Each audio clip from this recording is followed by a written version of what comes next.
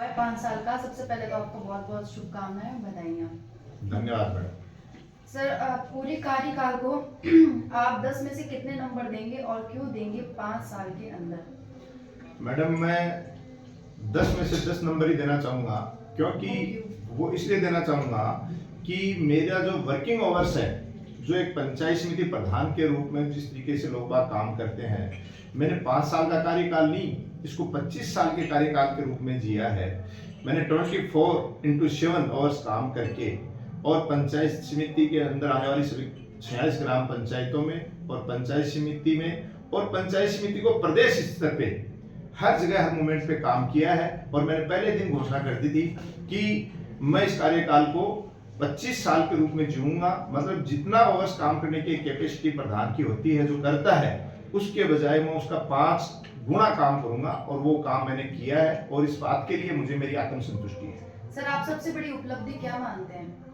सबसे बड़ी उपलब्धि ये है कि जो हमारा पंचायत राज का परिवार है, चाहे वो पंच है, सरपंच हैं, पंचायत समिति सदस्य हैं, जिला परिषद सदस्य हैं, वो लगभग आज हम लोग एक मंच पे पंचायत राज परिवार के रूप में बैठे हैं। मैं सबको एक माला के रूप में पिरोने में सक्सेस रहा, सबसे बड़ी उपलब्धि ये है। और विकास कामों की अगर हम बात करें तो जो मिनी सचिवालय की सौगात हम लेके आए हमारी पंचायत समिति में, जिससे आने वाले दिनों में सभी काम एक छत के नीचे बैठ के होंगे, ये भी बहुत बड़ी उपलब्धि है। और नवाचार के मामले में जो वर्तमान सरकार अभी काम कर रही है, जैसे युवाओं के लिए हमने काम किया, जैसे ओपन जिम है, जिसकी कल्पना केवल शहरों में की जा सकती थी, लेकिन हमने ग्रामीण अंचल में ओपन जिम आज से 5 साल पहले लगाने शुरू कर दिए थे। ये बहुत बड़ी उपलब्धि है। गांव के मुख्य चौराहों पे रोशनी का अभाव रहता था, हमने बड़ी स्ट्रीट लाइटें लगा के नवाचार किया। इसके साथ साथ विकास के और कामों में भी कोई कसर हमने नहीं छोड़ी।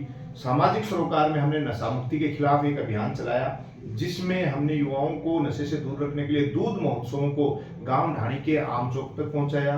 पर्यावरण संरक्षण के लिए हमने स्कूली बच्चों के साथ भी जाके उनको पर्यावरण बालवीर बना के सघन वृक्षारोपण किया, जिसकी दृष्टि से आज देखें तो नवलगढ़ पंचायत समिति की ग्राम पंचायतों में आपको पौधे लगाने के लिए जगह नहीं मिलेगी। इतना सघन हमने वृक्षारोपण पिछले 5 साल में किया।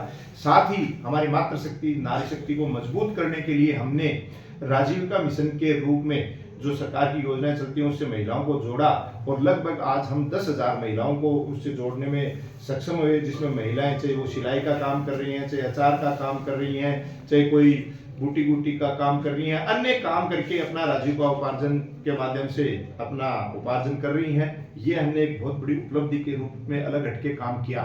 और बाकी जो सरकार की विभिन्न योजनाएं आती हैं, चाहे वो पंचायत समिति की हो, चाहे जिला परिषद की हो, चाहे वो केंद्र की हो, चाहे स्टेट की हो, आज आप जाके जिला परिषद में पता कर सकते हैं। सभी योजनाओं में सबसे ज्यादा अगर कोई फंड्स हम लेके आए तो नवलगढ़ पंचायत समिति ग्राम पंचायतों में लेके आए, जिससे आज विकास की चहुं और विकास की गंगा बह रही है। हमारे जो भी ग्राम पंचायतों के विकास अधिकारी हैं, चाहे सरपंच हैं, सभी इस बात को बखूबी जानते हैं कि विकास के कामों में हमने कोई कसर नहीं छोड़ी। सर, नवलगढ़ में सड़क, पानी, स्वास्थ्य या फिर बिजली की व्यवस्थाओं कौन से क्षेत्र में सबसे बड़ी उपलब्धि मानते हैं आप?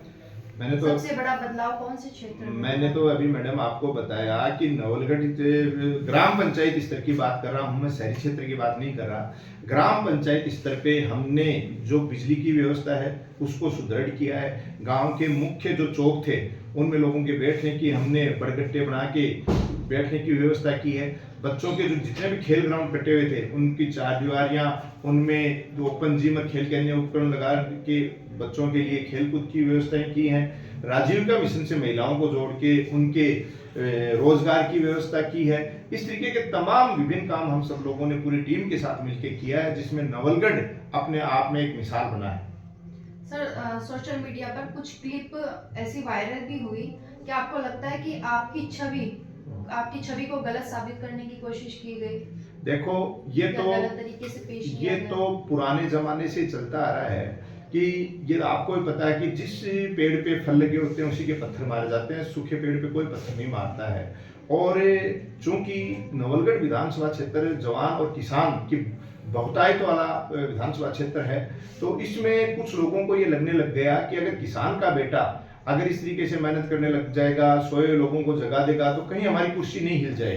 तो पुराने जमाने के टाइम से षड्यंत्र चलता आ रहा राजनीति में, और वो षड्यंत्र रच के झूठे आरोप प्रत्यारोप लगाने का प्रयास किया जाता है।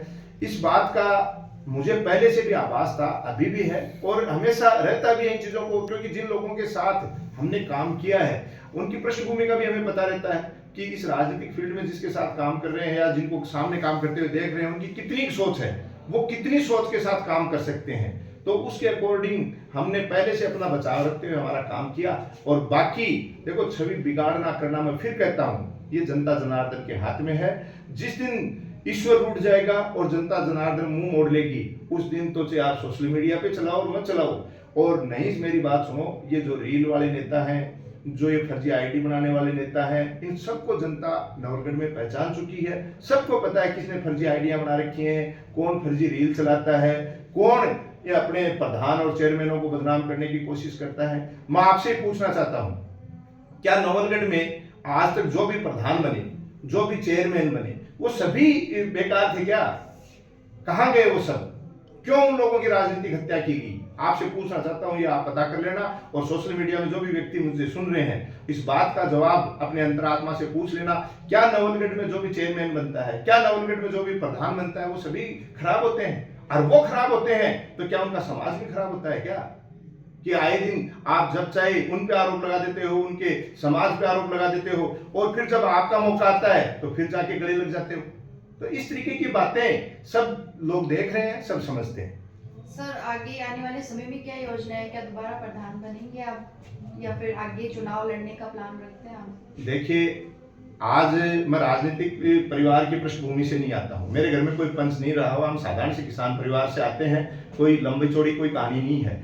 लेकिन छात्र राजनीति के टाइम से ही मुझे शौक और जज्बा था कि बच्चों की समस्याओं को उठाऊं। उस समय भी जयपुर जैसी कॉलेज में मुझे छात्र संघ का अध्यक्ष चुना गया और छात्र हितार्थ हमने काम किया। उसी का नतीजा लगातार हम काम करते रहे। तो पहले जिला परिषद सदस्य बने, फिर प्रधान बने, फिर राजस्थान के प्रधानों ने काम की कार्यशैली को देखते हुए प्रधान संघ के अध्यक्ष की जिम्मेदारी दी। तो ये हमारे सोचने से नहीं होता है, जो शीर्ष नेतृत्व है, जो पार्टी के नेता है, दूसरी बात जो जनता जनार्दन है, उसका जैसा आदेश होगा वही किया जाएगा। बाकी अब मैं कह दूं कि जाके मैं खेतों में हल चलाऊंगा, वो तो देखो मेरे लिए पॉसिबल है नहीं, लेकिन किसान के बेटे हैं, जरूरत पड़ी तो वो भी कर लेंगे। लेकिन मैं जो चीज है, जब इस फील्ड में इतना आगे काम किया है, तो जनता की इच्छा अनुसार आगे भी अगर कोई मौका मिला तो जरूर काम करेंगे। और जिस मंच पे काम करेंगे, विश्वास दिलाता हूं, जिस मंच पे काम किया करेंगे उसमें सफलतापूर्वक करेंगे, ईमानदारी पूर्वक करेंगे, जैसे पीछे किया है। और आने वाले समय में, अगले 5 सालों में आप नवलगढ़ को किस स्थिति में देखना चाहते हैं? जिस तरह से आपने बताया कि सारी योजनाएं थी वो हमने लोगों तक पहुंचाई है, ग्रामीण क्षेत्र तक। देखिए, मेरा ये मानना है कि विकास के काम एक सतत प्रक्रिया है, चाहे वो कोई भी व्यक्ति हो, वो करता रहता है। जब पुराने जमाने में हम प्रधान नहीं थे या ये सरकारें नहीं थी, तब भी होते थे, कोई कभी कोई किसी ने कम कर दिया, किसी ने ज्यादा कर दिया। इन सब के बजाय मेरा सभी जनप्रतिनिधियों से, आम जनता से हाथ जोड़ के एक ही अपील है कि जो नवलगढ़ में फिलहाल स्थिति चल रही है, जो यहाँ के जनप्रतिनिधि हैं, कोई भी होगा, XYZ सब समझ रहे हैं, जो भाई को भाई से लड़ाने का काम कर रहा है, जो अंग्रेजों के जमाने की फूट डालो और राजगुरु वाली नीति पे काम करना चाह रहे हैं, मेरा उन लोगों को और जनता को एक ही सुझाव है कि आप ये आपसी भाईचारा खत्म नहीं करें, क्योंकि नवलगढ़ को विकास से पहले जरूरी है आपसी भाईचारा और प्रेम की। जो नवलगढ़ फेमस होता था जिस बात के लिए, लेकिन इन कुछ सालों में लोगों ने भाई को लड़ा के और बदनाम करने की साजिश कर रहे हैं, इससे गुरेज आ जाओ। आप देखिए, आपने मेरे को कहा भी सोशल मीडिया पे कुछ जनप्रतिनिधि जो केवल हमारे समाज के आते हैं, उनसे ही तो फर्जी पोस्ट तैयार करवाई जाती है, उनके नाम से फर्जी आइडिया तैयार कराई जाती हैं। जिन लोगों को कंप्यूटर चलाना नहीं आता, जिन लोगों को अपनी इस तरीके के पोस्टर बैनर नहीं बनाए आते, ऐसे पोस्टर और बैनर कुछ लोग बैठे बैठे बना के उनको फॉरवर्ड करते हैं, उनके द्वारा उनके कंधों पे बंदूक रख के चलाने का प्रयास करते हैं। तो ऐसी बातों से गुरेज आ जाए, क्योंकि जनता अब समझ चुकी है। ठीक है, धन्यवाद।